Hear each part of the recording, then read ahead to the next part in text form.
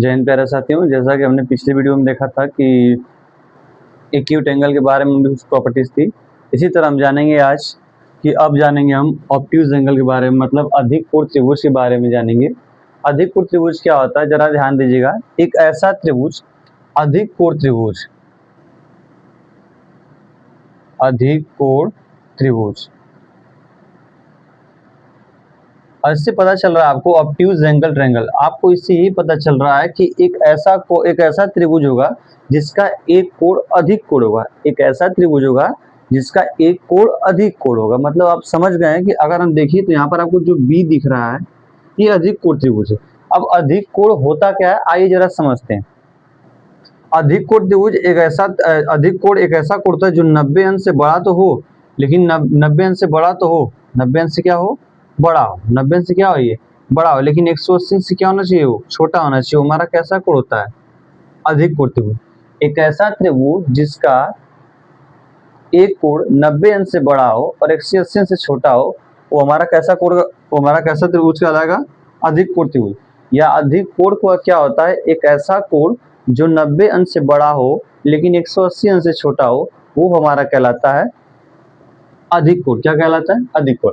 अब आपको बताया था कि जितना बड़ा क्या बनेगा, जितना बड़ा क्या बनेगा, जितना बड़ा कोण बनेगा उसके जस्ट सामने उतनी बड़ी क्या बनेगी, भुजा बनेगी। मतलब आप समझ रहे कि यहाँ पर जो कोण बी है वो अधिक कोण, कोण बी क्या है, अधिक कोण है। मतलब आप समझ रहे, अगर कोण बी की बात करेंगे हम, कोण बी जो है किससे बड़ा है, कोण ए से बड़ा है। कोण बी किससे बड़ा है, कोण बी किससे बड़ा है, कोण ए से बड़ा है।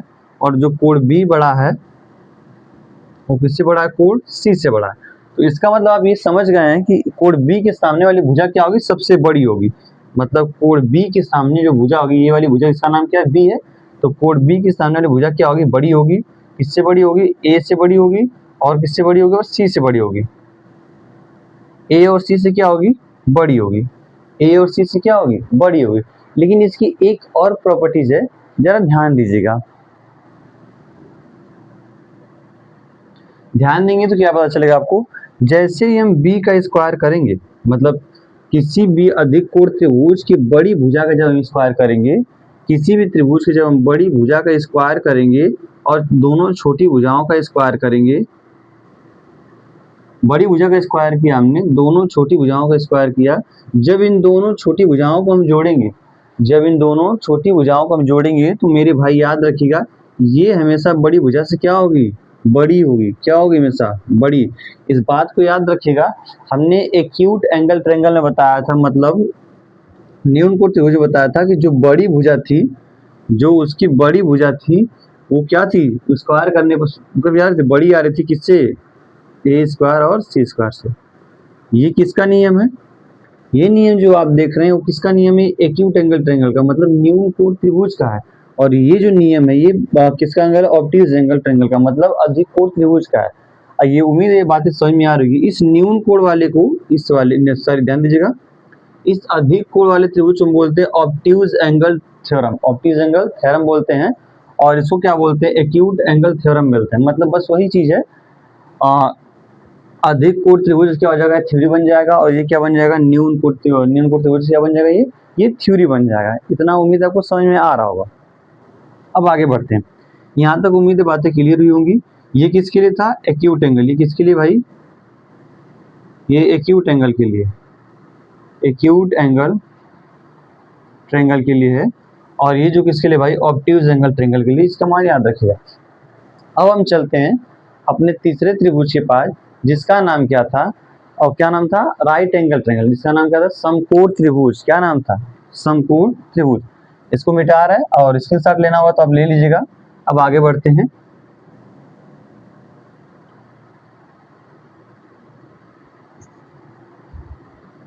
बस एक मिनट है हम, चलिए देखिएगा। अगर हम बात करेंगे किसकी, राइट एंगल ट्रायंगल की, राइट एंगल ट्रायंगल की बात करेंगे हम, मतलब समकोण त्रिभुज की बात करेंगे हम।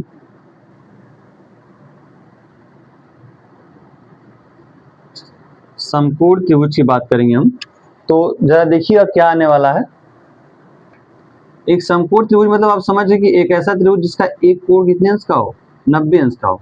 जो कि मैंने पिछली वीडियो में बताया कि समकोण त्रिभुज क्या होते हैं, मतलब एक ऐसा त्रिभुज जिसका एक कोण कितने अंश का हो, 90 अंश का हो।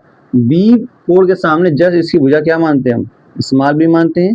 सी कोण के सामने जस्ट इसकी छोटी भुजा क्या मानते हैं हम, सी मानते हैं, स्मॉल सी रहेगा ये, और ये क्या रहेगा हमारा ए रहेगा। जरा समझिएगा इस क्या बताना चाह रहा है। अब ये जो चीजें बताने वाले हैं आपको जरा ध्यान देके, इसका मतलब ये क्या है, जब इस कड़ का देखिए इसको बोलते हैं हाइपोटेनियस, यानी कड़ होता है, ये क्या होता है कड़, ये हाइपोटेनियस होता है, ये परपेंडिकुलर होता है, मतलब क्या होता है ये लंब होता है, और ये क्या होता है बेस होता है, मतलब ये हमारा क्या होता है आधार होता है, ये हमारा क्या होता है आधार होता है। ध्यान दीजिएगा, ये परपेंडिकुलर यानी लंब, ये हाइपोटेनियस मतलब कड़, और ये क्या होता है बेस हमारा क्या होता है आधार होता है।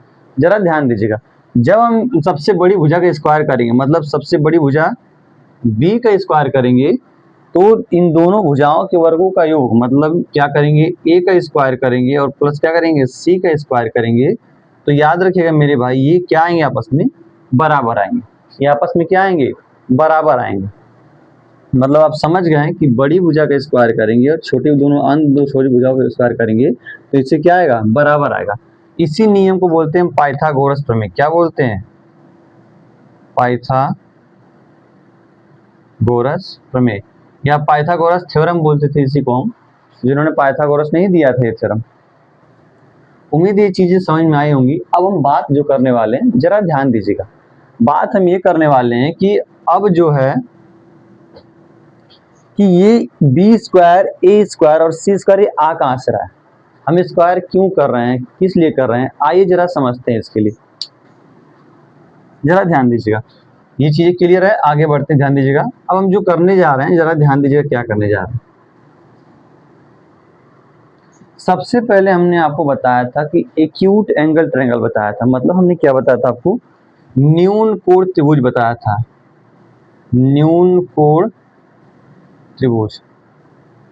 न्यून कोण त्रिभुज हमने बताया था आपको, एक्यूट एंगल ट्रायंगल बताया था, तो आपको बताया था कि एक ऐसा त्रिभुज जिसके सभी कोण क्या हो न्यून कोण, क्या हो जिसके सभी कोण क्या हो न्यून कोण। अगर न्यून कोण त्रिभुज बनाए तो मान लीजिए कुछ ऐसा त्रिभुज बनेगा हमारा, ये कुछ ऐसा त्रिभुज हमारा बनेगा, ऐसे बनेगा मान लीजिए, ठीक है। ये हमारा ए है, ये हमारा बी है, ये हमारा सी। मान लेते सबसे बड़ी भुजा क्या है ये है, और उससे छोटी मान लेते ये है और ये, यहाँ पर सी मानिएगा और यहाँ पर क्या मानिएगा बी मानिएगा। जिसमें ए जो भुजा है, ए भुजा है बी और क्या है सी से बड़ी है, ए भुजा क्या है बी और सी से बड़ी है। अब जो बताने वाले हैं जरा ध्यान दीजिए, अगर मैं इस बड़ी भुजा को लेके एक क्या बनाऊं, एक वर्ग बनाऊं, क्या बनाऊं एक, जरा ध्यान दीजिएगा, अगर मैं इस बड़ी भुजा को लेके क्या बनाऊं एक वर्ग का निर्माण करता हूं, क्या निर्माण करता हूं एक वर्ग का निर्माण करता हूं, और यहां से इससे मैं एक वर्ग का निर्माण करता हूं, यहां से इससे मैं एक वर्ग का निर्माण करता हूं, हो जाएगा, और मैं इससे यहां पर एक वर्ग का निर्माण करता हूं, ध्यान दीजिएगा ये हमारा बन गया। ध्यान दीजिए क्या बताना जा रहा है ना, इसको फिलहाल के लिए मिटा दीजिए, आप उम्मीद है इस चीज समझ गए होंगे ना। आगे देखिएगा, आपने देखा कि जब हम एक त्रिभुज को बनाए हैं, एक एक्यूट एंगल ट्रायंगल को जब हमने बनाया है, तो इसकी सभी भुजाओं को लेके हमने एक वर्ग बनाया, इसकी सभी भुजाओं को लेके हमने क्या बनाया एक। अब आप एक बात जानते हैं कि वर्ग की सभी भुजाएं आपस में क्या होती हैं बराबर होती हैं, वर्ग की सभी भुजाएं आपस में क्या होती हैं बराबर होती हैं। अगर ये वाली भुजा सी है तो ये वाली भुजा भी इसकी सी होगी, ये भी इसकी सी होगी, ये भी क्या होगी सी होगी, और ये वाली भुजा अगर ए है तो ये वाली भुजा इसकी ए होगी और ये भी क्या होगी ए होगी।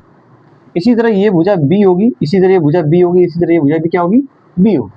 मतलब आप एक चीज देख रहे हैं कि यहाँ पे एक वर्ग बना, यहाँ पर एक वर्ग बना और यहाँ पर एक वर्ग बना। अब इन भुजाओं के द्वारा एक वर्ग का क्षेत्रफल निकाला जाएगा, मतलब आप देख रहे हैं कि इन भुजाओं के द्वारा एक वर्ग का क्षेत्रफल बनाया जा रहा है। बड़ी भुजा द्वारा बड़ा क्षेत्रफल बनाया जाएगा, छोटी भुजा द्वारा छोटा क्षेत्रफल बनाया जाएगा, ये बात आप जानते हैं। मतलब बड़ी भुजा होगी, अगर बड़ी लंबाई लेंगे आप तो क्षेत्रफल ज्यादा बनेगा, किसी चीज का एरिया ज्यादा घेरेगा वो, और छोटी लेंगे तो क्या छोटा क्षेत्रफल घेरेगा। इसी नियम को बोला गया था एक्यूट एंगल थ्योरम। ये क्या बताया गया था जरा ध्यान दीजिएगा, बताया ये गया था कि अगर अगर हम किसी एक्यूट एंगल ट्रायंगल मतलब न्यून कोण त्रिभुज के बड़ी भुजा का क्षेत्रफल निकालें, न्यून कोण त्रिभुज के बड़ी भुजा के द्वारा क्षेत्रफल को निकाला जाए, बड़ी भुजा का क्षेत्रफल निकालेंगे तो क्या आएगा, आपको पता है कि ए द्वारा जो क्षेत्रफल होगा क्या मिलेगा आपको, आप जानते हैं ओवर का क्षेत्रफल क्या होता है, भुजा स्क्वायर, भुजा कितनी है इसकी, ए है, भुजा क्या है हमारी, ए है, तो ओवर का क्षेत्रफल हो जाएगा ए स्क्वायर हो जाएगा ये, ठीक है। उसी तरह अन्य दो भुजाओं का क्षेत्रफल निकाला जाएगा तो क्या आएगा हमारा, ये बी स्क्वायर आएगा। उसी तरह हमारा इस भुजा का क्षेत्रफल निकालने क्या आएगा हमारा, सी स्क्वायर आएगा, आ जाएगा। इससे सी स्क्वायर आया, इससे बी स्क्वायर और इससे क्या है, ए स्क्वायर आया। और बताया गया कि जब हम बड़ी भुजा का क्षेत्रफल निकाल लेंगे अन्य दोनों छोटी भुजाओं के क्षेत्रफलों के योग को जोड़ेंगे तो क्या आएगा, ये हमेशा क्या आएगा, ये हमेशा क्या आएगा, काफी बड़ा आएगा, ये हमेशा क्या आएगा, बड़ा आएगा, क्या आएगा, ये बड़ा आएगा। अब यही थ्योरम आपने आपको शुरुआत में बताया था, पिछली वीडियो में बताया था आपको कि एक्यूट एंगल ट्रायंगल की प्रॉपर्टीज क्या होती है, ए स्क्वायर जो होगा यानी बड़ी भुजा का जो क्षेत्रफल होगा और छोटी भुजा अन्य दोनों छोटी भुजाओं के क्षेत्रफलों के योग क्या होगा, ये बराबर होगा। उम्मीद है ये बातें समझ में आई होंगी। ये हमारा एक्यूट एंगल ट्रायंगल क्या होती है, एक समझिए थ्योरी है, इसको बताया गया। इसी तरह जब हम बात करेंगे ऑब्ट्यूज एंगल ट्रायंगल की तो आपको बताया जाएगा, ध्यान दीजिएगा। अब हम चलते हैं, उम्मीद है चीजें समझ में आई होंगी। हालांकि ये समझने वाली चीजें हैं, नोट करने वाली चीजें नहीं। अगर आपको ज्यादा लगता है कि नोट करने लायक है तो आप इसको कर सकते हैं। अब आगे बढ़ते हैं, हम चलते हैं अब ऑब्ट्यूज एंगल ट्रायंगल। कहाँ चलते हैं, ऑब्ट्यूज एंगल ट्रायंगल पे चलते हैं। ऑब्ट्यूज एंगल ट्रायंगल बनाएंगे तो आपको पता है कैसे बनाना है आपको, ये कुछ ऐसे बनेगा। मान लीजिए थोड़ा सा इधर भी लेते हैं, फिगर थोड़ा बड़ा बनेगा।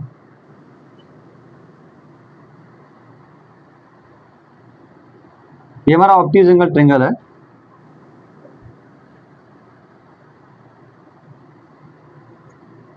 हो जाएगा, मानते हैं यहाँ पर ए है, ये बी है और ये सी है।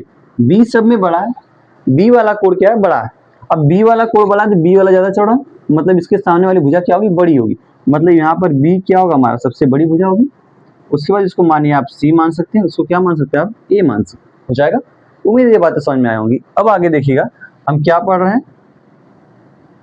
Obtuse angle triangle, obtuse angle triangle पढ़ रहे हैं। आगे देखिएगा, अब वही सवाल है कि आप किस तरह करेंगे। आप समझ गए हैं कि हमें इससे क्या बनाना होगा, एक हमें इससे क्या बनाना है, एक हमें इससे एक वर्ग बनाना है। हालांकि इसमें जगह की थोड़ी थोड़ी समस्या है, आप लोग समझ जाएंगे। इसमें एक वर्ग बनाया गया है और यहाँ से क्या बनाया जाएगा, यहाँ पर एक वर्ग बनाया जाएगा, ऐसे बनेगा एक वर्ग। और यहाँ से क्या बनेगा, एक वर्ग बनेगा, ऐसे ये बनेगा।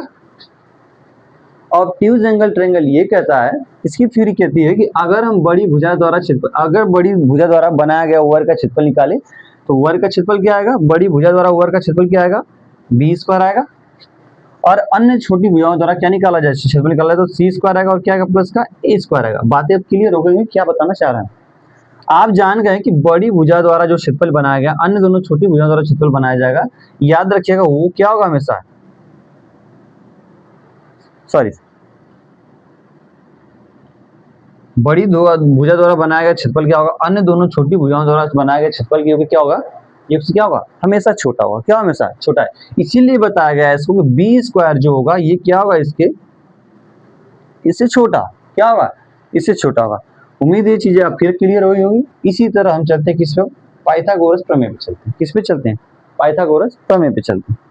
आइए जरा समझते हैं।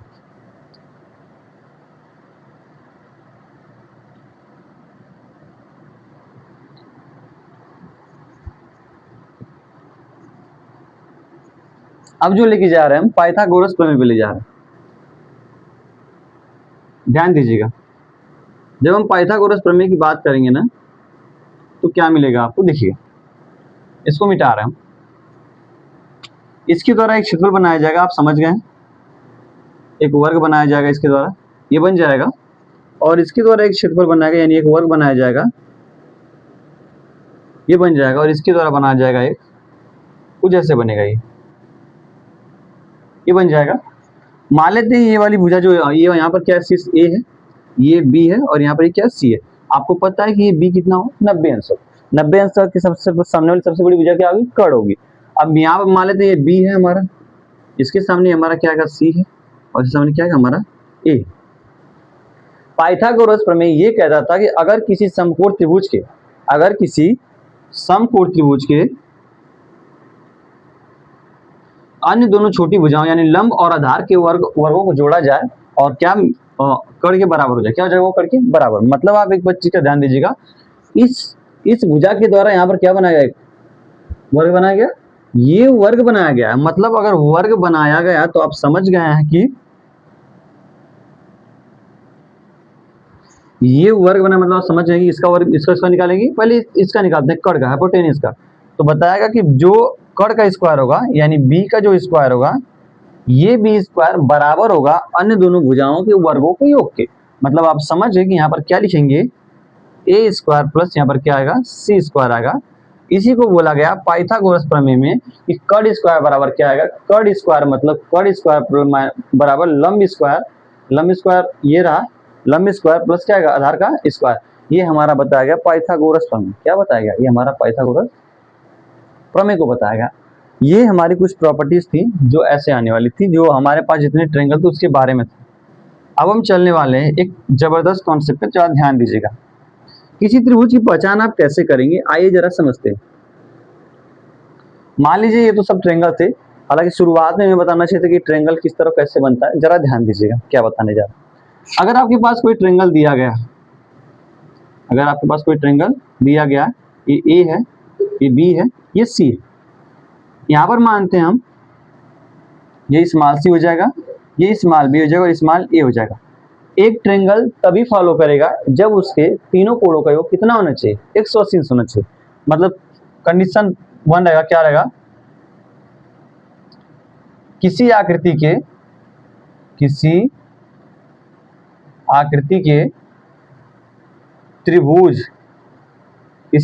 के त्रिभुज होने का नियम,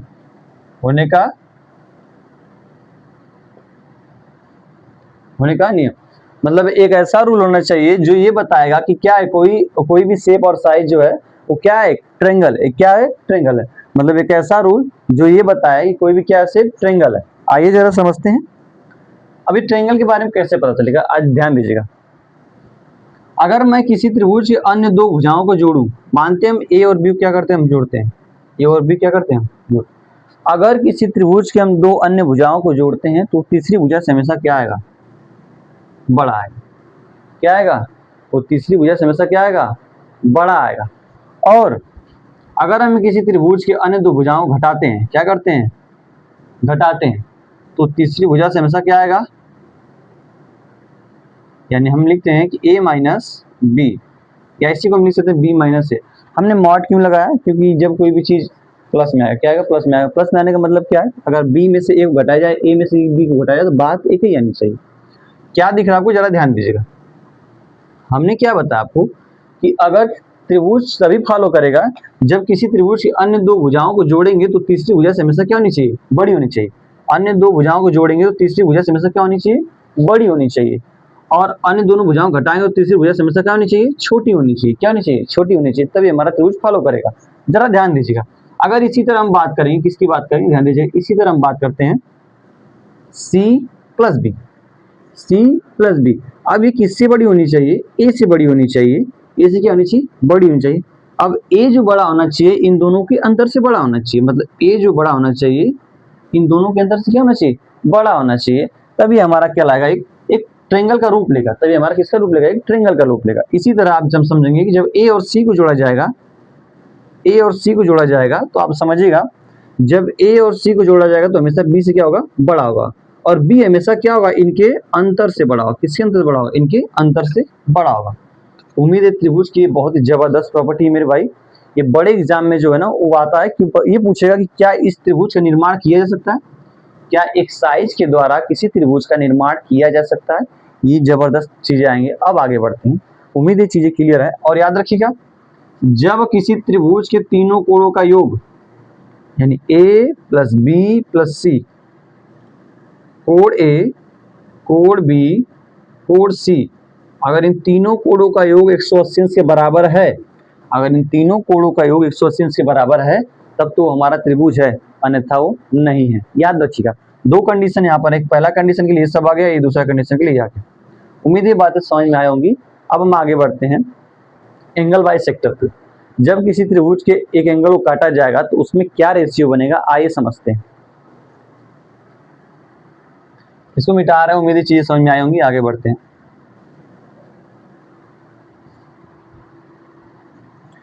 मान लेते हैं हमारे पास एक त्रिभुज दिया गया है। ये एक त्रिभुज है हमारे पास, ए है, ये बी है और ये सी। हम इसको यहाँ से ऐसे काट देते हैं, ठीक है। एंगल बाई सेक्टर मतलब इस वाले कोण को बराबर बराबर भागों में क्या किया गया है, काटा गया। क्या किया गया, काटा गया। यहाँ पर इसका नाम क्या देते हैं, हम डी देते हैं। क्या नाम देते हैं, डी। इसमें एक फार्मूला बनेगा angle by sector, angle by sector, angle by sector. और क्या रहेगा, भुजाओं के बीच में अनुपात रहेगा। क्या रहेगा, अनुपात रहेगा। जरा ध्यान दीजिएगा, इस तरह क्या आएगा देखेंगे आप तो आपको ये पता चलेगा कि ये वाली भुजा जो है और ये वाली भुजा, जरा ध्यान दीजिएगा, ये वाली भुजा और ये वाली भुजा, मतलब आप क्या लिखेंगे कि ए बी जो भुजा होगी, ए बी का अनुपात किससे होगा, मतलब ए बी का अनुपात किससे होगा, बी डी से होगा, बराबर ए बी का अनुपात किससे होगा, बी डी से होगा। और इसका अनुपात किससे होगा, इससे होगा। मतलब AC का जो अनुपात होगा वो किससे होगा, DC से होगा। किससे होगा, DC से होगा। उम्मीद ये चीजें समझ में आई होंगी। आगे ध्यान दीजिए। अब आप कहेंगे सर ये आया कैसे, सवाल तो ये सर ये आया कैसे। मान लेते हैं ये दोनों भुजाएं, ये एंगल बाई सेक्टर को ऐसे काट दिया गया। अब पता है आपको कि जब ये एंगल बाई सेक्टर से काटेगा इसके भुजाओं को भी बराबर बराबर भागों में काटेगा। मतलब अगर ये वाला कोण इस कोण के बराबर हो गया तो ये वाली भुजा इस भुजा क्या होगी, बराबर होगी। और ये दोनों में उभयनिष्ठ है, दोनों में क्या है, उभयनिष्ठ है। जरा ध्यान दीजिएगा, आइए सिद्ध भी करके दिखा देते हैं आपको।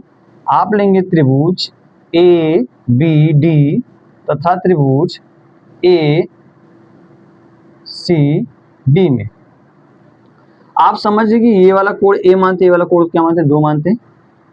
ध्यान दीजिएगा क्या बताने चाह, आप समझिए कोण एक बराबर किससे, कोण दो के, कोण एक बराबर किससे, कोण दो के है। और ये वाली भुजा क्या है, इस भुजा क्या है, बराबर होगी बी डी बराबर क्या आएगा हमारा, DC आएगा। बी डी बराबर हमारा क्या आएगा, DC आएगा। मतलब ये वाली भुजा इस भुजा के बराबर हुई, क्यों होगी, क्योंकि एक पूरी भुजा थी और इसको काटने वाली कोई भुजा यहाँ पर आ रही है, ऐसे काट रही इसको, तो ये क्या आधा आधा कट जाएगा, ये हो जाएगा। अब जानते हैं कि जब आप इस त्रिभुज कैसे बनाएंगे, ये वाली भुजा आएगी। जब आप इस त्रिभुज को ऐसे बनाएंगे फिर भी यही भुजा आएगी। आप देख रहे कि ये भुजा दोनों त्रिभुजों को बनाने में काम आ रही है। मतलब ये भुजा दोनों में कॉमन है, दोनों में क्या है, कॉमन है। मतलब आप लिख सकते हैं कि AD जो होगा बराबर क्या आएगा, AD आएगा। ये क्या होगा, उभयनिष्ठ या कॉमन होगा। उभयनिष्ठ क्या होगा, या तो ये कॉमन होगा। और ये समझिएगा कैसे आया, ये दोनों, ये इसके बराबर और ये इसके बराबर क्यों आएंगे, एंगल बाई सेक्टर से आया है, एंगल बाई सेक्टर से। अब आगे समझिएगा, जब किसी त्रिभुज के दो भुजाएं और एक कोण आपस में बराबर होता है तो त्रिभुज आपस में सर्वांगसम होता है। क्या होता है, सर्वांगसम होता है। मतलब आप समझ, जब किसी त्रिभुज की दो भुजाएं, यानी ये वाली भुजा, ये वाली भुजा इस भुजा के बराबर थी और ये वाला कोण इस कोण के बराबर था, ये वाली भुजा ऑटोमेटिक बराबर थी क्योंकि दोनों में आ रही है। आप एक बात समझिए, जब किसी त्रिभुज की दो भुजाएं और एक कोण आपस में बराबर होता है, त्रिभुज आपस में क्या होंगे, सर्वांगसम होंगे। मतलब आप लिख सकते हैं त्रिभुज ए बी डी, ये सर्वांगसम का चिन्ह हमने पिछली वीडियो में आपको बताया था। और त्रिभुज क्या आएगा, ए सी डी, ये दोनों आपस में बराबर हो गए। अब हम आपको समरूपता और सर्वांगसमता के शुरुआत में वीडियो में बताए थे कि एक सर्वांगसम एक समरूप हो सकता है, एक सर्वांगसम एक समरूप हो सकता है। मतलब आप लिख सकते हैं त्रिभुज ए बी डी, ये समरूप का चिन्ह होगा। त्रिभुज क्या आएगा, ए सी डी आएगा। उम्मीद ये चीजें समझ में आ रही, क्या बताना चाह रहे हैं। अब याद रखिएगा कि जब दो त्रिभुज आपस में सर्वांगसम होते हैं, जब दो त्रिभुज आपस में सर्वांगसम होते हैं तब उनके संगत भुजाओं का अनुपात क्या होता है, बराबर आता है। तब उनके संगत भुजाओं का अनुपात बराबर आता है। संगत भुजा मतलब समझेंगे आप, ए बी किसके अनुपात में, ए सी के अनुपात में। किसके अनुपात में, ए बी किसके अनुपात में, ए सी के अनुपात में। मतलब आप लिख सकते हैं इसको, ए बी बटा के ए सी बराबर क्या आएगा, क्या BD बटा के CD आ सकता है? मतलब आप इसको लिखेंगे BD बटा क्या आएगा, CD आएगा। CD को आप लिख देंगे, CD लिखिए या DC लिखिए, बात तो क्या है, एक ही है। ये चीजें समझ में आई क्या हो रहा है? अब आप ये सोच रहे हैं कि ये दोनों तो आपस में मैच नहीं कर रहे हैं, आइए इसको मैच कराते हैं। क्या ये इधर जा सकता है और ये इधर आ सकता है? दोनों इक्वल है आपस में। अगर दोनों इक्वल है तो ये इसको दे देगा, ये इसको ले लेगा। मतलब आप एक बात समझ गए कि आप मिलेगा AB मिलेगा बटा क्या मिलेगा, ये नीचे आएगा तो BD मिलेगा बराबर क्या आएगा, ये जाएगा तो ठीक है, ये ऊपर जाएगा तो क्या आएगा, AC आएगा बटा क्या आएगा नीचे, DC आएगा। उम्मीद है ये चीजें समझ में आ रही है आपको, क्या कहना चाह रहे हैं। ये बहुत ही इंपॉर्टेंट चीज है, ये हर कंपटीशन में काम आएगा। ये करने की आपको जरूरत नहीं पड़ेगी अगर आप तैयारी कर रहे हैं किसी चीज की। हालांकि 9-10 के लिए सबके लिए है और तैयारी वालों को तो बहुत ज्यादा बेस्ट के लिए है, समझिएगा। ये जब आप पढ़ेंगे ना तो ये डायरेक्ट फॉर्मूला मिलेगा आपको, ये बताया जाएगा कि दोनों आपस में त्रिभुज के समरूप है, डायरेक्ट आपको लगाना होगा, ये झंझटें नहीं करनी होगी। आप एग्जाम में ये भी करेंगे और ये तो ऑटोमेटिक करेंगे भाई। एग्जाम में ये भी आ सकता है, याद रखिएगा मेरे भाई, एग्जाम में ये भी आ सकता है कॉम्पिटिटिव लेवल में कि डायरेक्ट मान निकालने के लायक है। इसमें से 3 भुजाओं का मान दिया जाएगा, किसी एक का पूछा जाएगा, जो कि बहुत ही आपके लिए क्या होगा, आसान होगा। उम्मीद है ये चीजें समझ में आया होंगी। अब नेक्स्ट वीडियो में हम आपको लेके आएंगे कि जो एक्सटीरियर एंगल, मतलब अगर इसको हम बढ़ा दें और यहाँ से इसको ऐसे काटा जाए, तब उसके लिए हम आपको लेके आएंगे। उसमें थोड़ा समय लगेगा, तब के लिए आपको चलते हैं यहाँ से। तब के लिए जय हिंद, जय भारत, वंदे मातरम।